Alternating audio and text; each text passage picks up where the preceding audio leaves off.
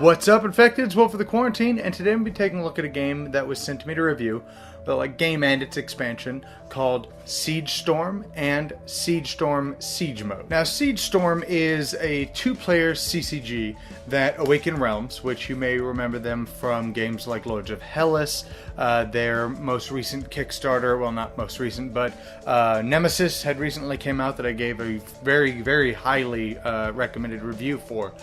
They are trying to delve into the CCG range. Now, what I have is just the starter set, but then I've also been given their most recent Siege Mode expansion to review, which should be going up on Kickstarter anytime now, probably a couple days after this video goes up. But let's just take a look at the overview.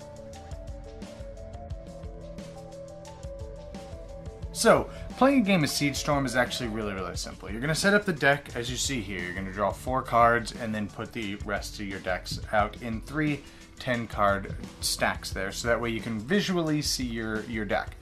And then you're going to start playing. Now, the first player does not draw any cards, but every turn you're going to draw 2 cards. Now, pretty much the whole game is written right here on this card. It does have a little fold-out rule book, but most of the rules are right here. So what you're going to do is you start off, like I said, if you have any committed units, you're going to untap them essentially, or similar but legally distinct tap. Then you're going to move anything you have that are on your 2 tracks here, because this goes this way, this goes this way. You're going to move them up, and then you're going to draw 2 cards from whatever the top card is. Then you're going to play pretty much as many cards as you want. So when you look at a card, it's pretty interesting because up here, there's no actual mana cost or anything of the cards. This is how many cards you have to discard in your hand to play. So I could play this and I could play this, but then I can't play either of these. Or I could play this by discarding these 2 cards, putting them over here, and then maybe put this here and then play this for its effect, and then I'm out of cards. Now, what does that mean? Well, there's really 2 things you can do with your cards. You can play them as an action, and if you do, you're going to do the action that's in the middle. So I would play this, boom, done, slap it over here in the discard pile. Or I can summon the card. So if I have it, I could discard this many cards. So in this case, I'll say discard 2. And then you're going to take this and you're going to put it into your deployment zone. Now, that's the basis of the game. So again, I can go ahead and play this to do 2 damage to your opponent, or whatever. Whenever you do damage to your opponent, they're going to take the top, however much damage they take, the top cards from the deck. So let's say I do this. I slap this over here. They're going to take these 2 cards and they're going to put them in their discard pile, because your deck also doubles as your health. So then my opponent's going to, I'm done, and then my opponent's going to do whatever they do. Then it comes back to me. These are going to, I'm going to go ahead and untap anything I have here, which I'll explain. These will move up. I draw 2 cards, and I do the whole shindig again. So let's just say this is how I start my turn. Of course, you're going to prepare, and then you're going to draw like normal, but then you're going to move everything up by 1. Now, once you do, you can have to do 1 of 3 things with this card. You can either storm, hold ground, or you can support. Now, if you support, you're going to flip this card over, you're going to put it down here. And that's where I meant by tapping and untapping cards, because if you have a support card down here, I have 1. If I wanted to play, let's say, this, it costs 1 card to discard, and I'd say don't have any cards or whatever, I can instead tap one of my support cards and then play this card. So they are a constantly renewing resource. The next thing you could do is you can hold. You can take this and either put this back into your no man's land or into your front line. So I can go ahead and put this back here. Now, the reason you might want to do that is because cards have a passive ability. And as long as those cards are in your track, that passive ability just keeps going. Some of them have costs and stuff like that, but that's why you might want to just keep cycling your cards over and over and over and over again. Then lastly, you can storm. Now, if you storm, you're going to compare your card's attack power that you see here to my opponent's defense power that I see here. So in this case, this is a really bad time for me to attack. I'm probably going to want to hold for a better opportunity, but this has a 7 defense to my 3 attack, so nothing goes through. But let's just hypothetically say that this is what is in my my opponent's defense zone. So my 3 versus their 2, that means 1 damage goes through. So, of course, 1 damage gets removed from here. Then you're also going to pull off the action of the card. So in this case, there's no allies deal 4 damage. I have allies, so that nothing happens there. This is pretty much just going to continue round and around until you cannot draw any more cards. If you can't draw any more cards, you're dead. Now onto the Siege mode. Now this is the newest expansion, so there's a couple things. I'm really only going to show up how this works, because for the most part the game really works the same way. This just adds a couple new things. But what you're going to see here, these are all prototype components. Of course, they're subject to change. Now the way Siege mode works is this can be played cooperatively or it can be played solo.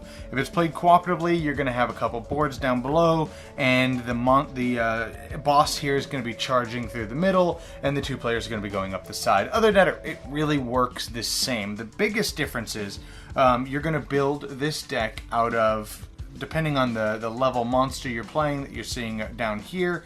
If you're playing solo, you're going to follow these rules. If you're playing as a group, you're going to follow these. So you're going to build this deck, and these are how many cards you're drawing, these are special cards, so on and so forth. So in this case, I've already pre-built the deck, and we're playing a little mock one-player game here.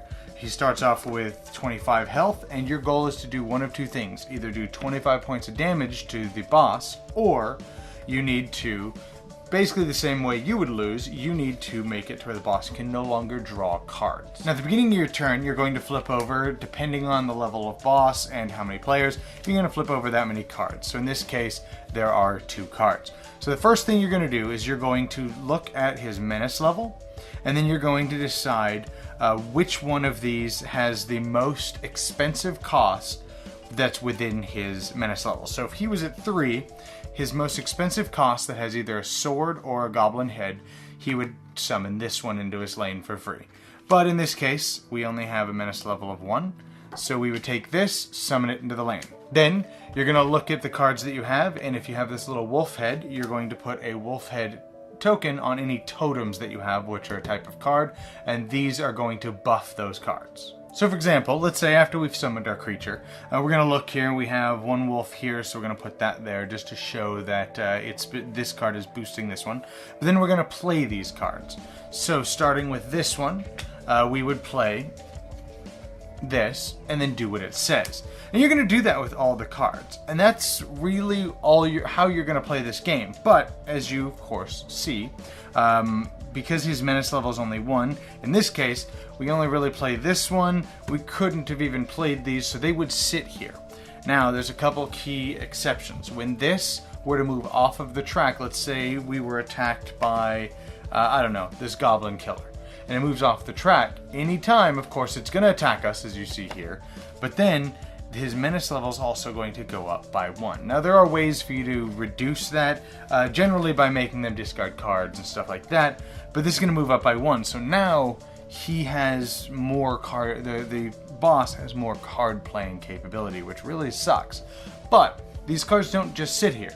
At the beginning of the next player or next monster's turn, these are going to go into kind of a mock discard pile over here, which is different from their actual discard pile. So if I destroy, say throughout the course of the game, I destroy this Goblin Knight, this doesn't go over here. This gets removed from the game just like your cards do. So you would put it, say, right over here, and keeping this as a separate discard pile. Because once this draw pile is empty, you're going to pick up all the cards over on this side, give them a good shuffle, and then start the whole shebang over again. And in a nutshell, that's how you play Siege Storm. So what do I think about it? Well, for the most part, I'm generally not a huge fan of CCGs economically.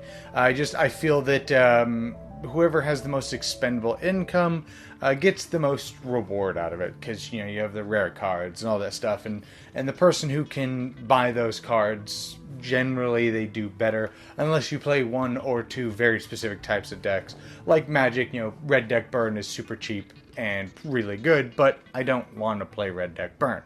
So that's that little caveat out of the way. I'm a little more relaxed when it comes to LCGs, because I can buy the next set and I get a playset of everything, so it kind of eliminates that, and I do enjoy that a lot more. But Siege Storm specifically, well, the base game Siege Storm, I actually quite enjoy. Actually, a lot more than I thought I was going to, because it doesn't feel like your Magic the Gathering or anything like that. It actually feels like its own little beast, which is pretty cool.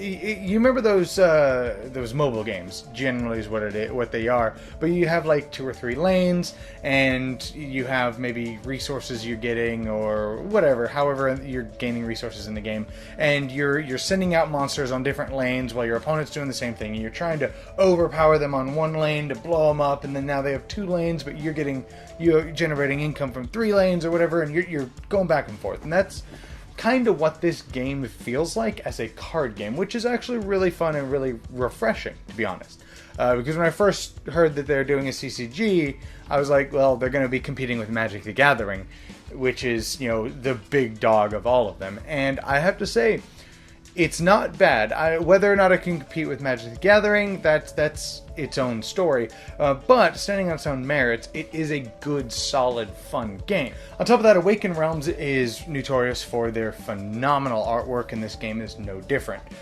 Some people may not like especially the bad guys, show a lot of cleavage and boobs. Nothing super lewd, but there's a lot of cleavage and skin showing, while the male characters are solid armored up. I'm personally a big fan of that, but I like boobies in my games, so whatever. Take that information with what you want. But Siege Mode specifically, what do I think? Well, it's an interesting mechanic. The fact that the boss is there, and then you're fighting the boss. And I have to say, even playing at level 1, I got my ass handed to me the first time I played, and I played it again, and I barely beat him, so it definitely does have some challenge. And of course, every time you play, you're going to be building that deck a little bit differently, and then if you play on higher difficulties, you're going to be getting special cards that go in that really kick the shit out of you. So it's an interesting mechanic, but the problem that I definitely have with it is it almost feels too complex. Now, this is definitely going to be for people who want to play, maybe with their significant other, maybe their child, maybe whoever, but they don't like the head-to-head competitiveness of the base game, for example, or Seven Wonders Duel, where you are directly screwing each other over. And this expansion is for those people. If you want to play with somebody, but you don't want to be beating them, you want to cooperate with them. But it works fairly well. It's a bit fiddly sometimes, especially where you're putting all these tokens out, which I forgot to even mention, that like these tokens here with the little goblin head, they can go out.